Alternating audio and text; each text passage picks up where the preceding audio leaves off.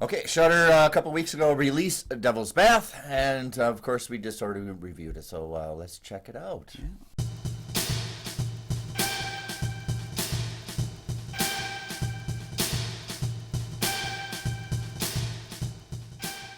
Hey everybody, welcome back to the show. Yeah. I am one of your hosts, Kyle Goethe from GoatFilmReviews.com. I'm Nick from the St. Paul Film. I can't even talk today. I'm Nick from the St. Paul Filmcast. Thanks for finding us. Thanks for watching. For our loyal fans, sincerely, thank you for continuing to support the show. Hey, another way you can support the show: join our Patreon. It has some great deals, great content, and of course, an opportunity for you to pick what movies we review for a future episode. With of course, a shout out to you as well. Yes, Kyle and I are members of the Minnesota Film Critics Alliance. Check out that webpage for critic reviews as well as ours. And today we're talking about a film that just got released on Shudder, Devil's Bath. So in 18th century Austria, Agnes has readied herself for her marriage to Wolf, but she's not prepared for what this role is actually going to take from her. Okay, it's kind of ironic because it's called The Devil's Bath, and the lead actress, I'm going to try to pronounce her name. Anna Ploshk? Anna Ploshk actually is a musician, goes by the name of Soap and Skin. Yeah, and she did the music for this film. What little music there really kind of is in the film, but she did it, yeah. Yeah, this is kind of historical horror. It's not the horror of just enjoying people getting gashed up and everything. It's disturbing and also very sad. It's hard to digest in one sitting. I actually had to pause it after an hour and just marinate and come back to it. I don't know if you experienced it all at once. Oh, But- yeah. Okay. Oh, yeah. That was my July 4th morning viewing. Oh, wow. I warned got you my about it, breakfast ready. Yeah. So it's the horror, not so much of just you wish things could the outcome. The directors, there are two of them, actually did a lot of historical research for the movie. They actually initially wanted to be a court drama of her a case because she does the protagonist. I don't want to surprise about it. It does commit a crime in the movie, and then the whole village comes up to get. Yeah, it's based on the research of Kathy Stewart and a criminal trial for Agnes Catherine Schicken.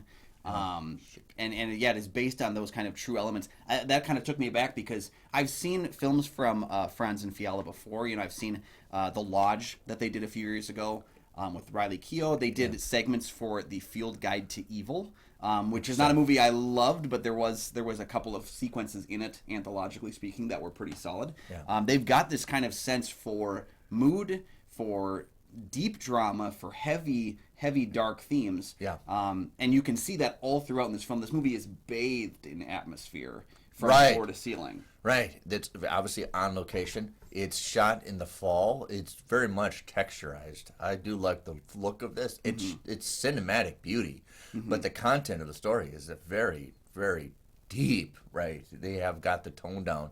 Even on a good day, it looks depressing. Yeah. And you can kind of get the sense for where it's going the entire time. It's hinted at the beginning, and I feel like this being a true enough story that you kind of get the sense of like the drive of what's happening here. I was surprised because I like to go into movies completely blind, so not knowing anything about the film. Yeah. I was kind of waiting for the monster to show. Well, there's a certain beginning to end. There's it's constant, even when it's quiet. There's a certain agitation to the movie. The beginning of the movie starts with a baby crying, like, "Oh my God, would somebody tend to this baby?" And then they do, and then you get that, and you're like, "Well, that's how you can start the movie." Okay. Yeah. But even when there's calm and tranquility, there's still an undercurrent of disturbance to it that doesn't. There's no comfort ever. Yeah. And I think that's what's portrayed to kind of convince you to really care about Agnes, even though she's doing horrific things. You hope there's some kind of care involved, but there's not. Yeah. Yeah. I think the movie solidifies that the greatest terror in life is your mother-in-law. And what you really have to get down to is how much this movie reminded me of, the female gaze of Eraserhead. You know, it's kind of like the female flip side of the coin to Eraserhead, and that David Lynch was viewing that film as kind of like a horror film for the father-to-be. Yeah. And this one kind of feels like a horror film for the wife and mother who's not interested in doing that. Or interested. Not ready, yeah. Not ready, not interested. In a place of their life where they need that. Yeah. But unfortunately, there's nothing else for you in 18th century Austria. You can't take a year or two abroad, you know? Right, and you're stuck into this kind of arrangement with somebody that maybe is a good person, but the mother isn't, the mother-in-law isn't. But there's no care for your mental health. There's no facility. She's complaining like, I need to get out, and like, is your husband beating you? No. And you're like, well, then that's fine. Yeah. But you need to be back here in time to cook him dinner. Yeah. You know, this guy's completely incapable of cooking his own food. And there's also this dynamic of kind of very high schooly of all of their friends, but stay away from her. She's crazy, and just you can't. It's all this dynamic functions. Not to mention you have the church bell ringing all the time where you have to take a break every hour to pray. Yep. So it's always this. Everything is around you. You can't take a breath to just be your own self. Yeah. Agnes's entire world is dictating how she should be and the choices she should make, but that's not who she is as a person. And I think that's the tragic thing that we see in a lot of current times, even American society, is there's a lot of society telling you what you should be instead of you just being allowed to exist in it. And I think that's where she comes down to what is really a horrific act, one that I didn't actually know was done throughout history, but I always kind of thought like that would be like the workaround. You know what I mean? Yeah. And you piggyback on that this social structure is trying to fit her into this, then she doesn't want to be. And when you fight against it, it's almost, well, the devil's manipulating her. Yeah. That's the whole title of the movie is now because she's fighting the social economic structures of the village that somehow she's now evil. Yeah. And there's very few things in horror movies that I dislike more in kind of a good way than old time medical practices. Seeing that happen on screen, that's where I want to pause and walk away from the movie. Is let's stick this like hair into your neck and let the wound fester. That'll take care of it. Yeah. Yes, those things have always worked. Yeah, and it's one of the things, and I think I read a review that it's the things that you wish would happen, the care and the updated medical things that we have, that's just not going to transpire with Agnes. Yeah. And I think that Agnes had, in our world, she would have the care and the facilities to not exasperate that she would do harm to herself and to other people. Yeah, and the film is pretty loose about how they view kind of her mental health, whether that is kind of a factor that's playing into it on the outset, or whether that's something that becomes a factor as the film goes on. Yeah. I think either way, you know, like, she's not getting the treatment she needs. She's, you know, obviously not getting the medical treatment or the mental treatment or even just the faith treatment that she deserves to get. And the reaction is then basically we put them in a corner because we're bothered by their existence. Based on the content, it's hard to recommend this movie because it's a heavy digestion.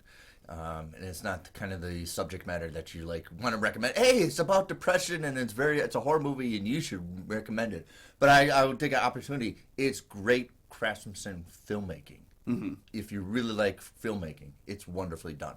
Yeah, it reminded me a lot of the production design. I mean, not only for their previous films, but for a movie called Gretel and Hansel a few years ago, in that they figured out how to make that wooded, aged look outside that really feels lived in. And, you know, probably because it was, I'm assuming if it was a German-Austrian production, these were actual buildings that they used. Right. But it really feels lived in. That's the key. Yeah. That's what the key to this movie is. It feels you're in it. It feels like a documentary as well as being a film at the same time. Yeah, so much of the the style that's at play elevates the film beyond some of the very difficult substance that's being done here. And yeah, it's not a movie that I can really recommend because I also feel like I appreciate slow burns, but this is the slowest possible burn. It is very drawn out. I do think it's a movie that maybe could have aided itself from a little bit of trimming, especially in the front half, to kind of get into Agnes's headspace a little earlier in the film. Yeah. But it's hard. That first 10 minutes is even hard to digest, and you got still another ways to go. After that. Yeah, we talked about on the on our Patreon great opening scenes, which you can join the Patreon down below. We talked about great opening scenes in the past, and this feels like a short film at the beginning. One that I wouldn't watch if a you lot. Put a short film, put that in the film festival. You're like, how would you win awards to that? That's one where people get up afterwards and they're like, I'd like to forget that, but I can't. But it goes back to what you always say. Yeah. Movies have to be unforgettable or memorable. And this is very unforgettable filmmaking. Yeah, this is one that will unfortunately stay with me for a long time, right? So, it was hard to digest. I had to pause it after an hour and had to come back to it, and that's another reason why it's unforgettable because it's a duration of I'm committed to watching this. Yeah, and it's a movie that's about depression, the horrific, not about depression, but how they you're not going to be able to get the care that you need for your depression. Yeah, and again, that I don't oftentimes give these kinds of warnings, but if you're somebody who's very sensitive to suicide talk, depression talk, the film does feature that pretty much the entire time throughout. So if that's something that bothers you, this isn't going to be the movie for you. And if you are somebody who's dealing with those thoughts, please reach out and get some help.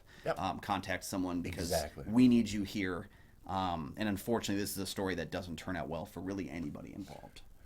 Right, so that's my assessment. If you have seen it, please put a comment down below, and we'd like to keep the conversation going. Yeah, this isn't one that I think hit theaters. I think it was a direct-to-Shutter film. We've been seeing a lot of Shutter films getting So that theater hard to treatment watch in first. theaters, right? Yeah, this would be a tough one. You probably want to sit next to somebody and share a popcorn. But thank you so much for joining us again. Yeah, let us know your thoughts on the film down below. And are there any Franz Fiala films that we haven't covered before that you'd like us to? I still haven't seen Goodnight Mommy, so I thought that would be eventually something we would hit up. But yeah, let us know your thoughts on that. Thank you so much for joining us, and you can find my film reviews. I know I have a film review on The Field Guide to Evil on goatfilmreviews.com. And thank you for watching. And of course, you can find my show, The St. Paul Filmcast, anywhere you find podcasts. New episodes will be coming up in the next couple days.